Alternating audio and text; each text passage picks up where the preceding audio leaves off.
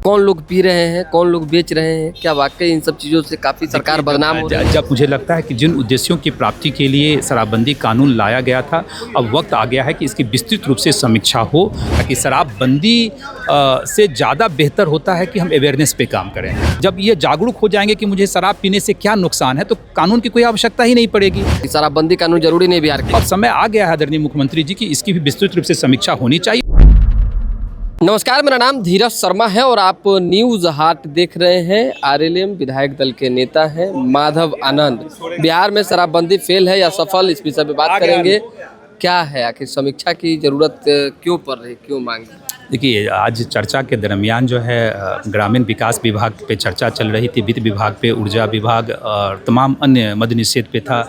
मैंने आदरणीय मुख्यमंत्री जी की जो कार्य उन्होंने किया है अपने शासनकाल के दरमियान, मैंने उसकी भी चर्चा की और साथ ही साथ जो है सो मैंने यह भी कहा कि आदरणीय मुख्यमंत्री जी, आप तो क्रांतिकारी निर्णय लेने के लिए जाने जाते हैं और जब कोई भी कानून बनता है तो उसकी समीक्षा होती है। मुझे लगता है कि जिन उद्देश्यों की प्राप्ति के लिए शराबबंदी कानून लाया गया था, अब वक्त आ गया है कि इसकी विस्तृत रूप से समीक्षा हो। क्या हम उन उद्देश्यों की प्राप्ति हो पाई है कि नहीं हो पाई, क्योंकि जो कानून बनता है उसके प्लस और माइनस दोनों इम्पैक्ट होते हैं।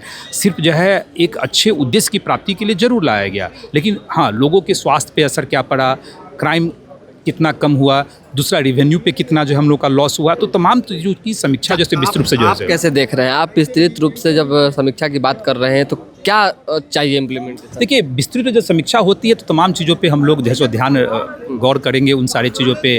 और मुझे तो मैंने पहले भी कहा था कि शराबबंदी से ज़्यादा बेहतर होता है कि हम अवेयरनेस पे काम करें। और आदरणीय मुख्यमंत्री जी शिक्षा के क्षेत्र में कितना काम कर रहे हैं। लोग अगर शिक्षित हो जाएंगे, जब ये जागरूक हो जाएंगे कि मुझे शराब पीने से क्या नुकसान है, तो कानून की कोई आवश्यकता ही नहीं पड़ेगी।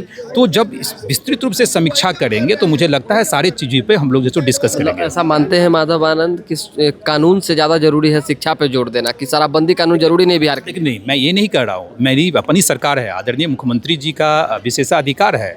मैंने मुख्यमंत्री जी से ज़रूर आग्रह किया कि सर, आप कई तरह के ऐसे क्रांतिकारी जो है नियम बनाए हैं और समय रहते उसमें बदलाव भी हुआ है। मैंने शिक्षकों की बहाली की प्रक्रिया के माध्यम से मैंने उदाहरण दी। उसी तरह मैंने बोला कि शराबबंदी कानून भी एक ऐतिहासिक निर्णय है और इस तरह का निर्णय कोई सामान्य व्यक्ति नहीं ले सकता है, क्योंकि उसके बहुत से सो निगेटिव इम्पैक्ट, निगेटिव राजस्व के मामले में मैं बोल रहा हूँ, कितना नुकसान होता है।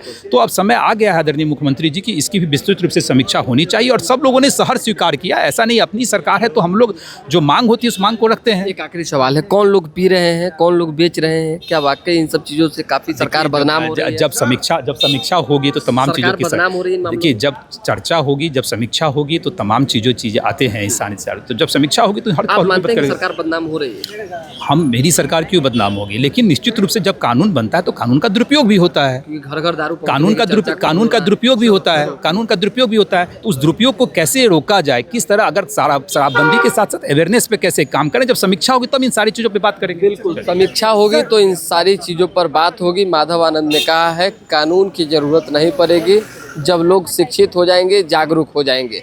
तो मुख्यमंत्री नीतीश कुमार बेहतर काम कर रहे हैं, उन्हें जो है जागरूकता और शिक्षा पर ध्यान देने की ज़रूरत है। तो दोबारा भी जुड़ेंगे। फिलहाल अभी के लिए दें इजाज़त, हमारे साथ बने रहें, देखते रहें न्यूज़ हाट। बहुत बहुत धन्यवाद।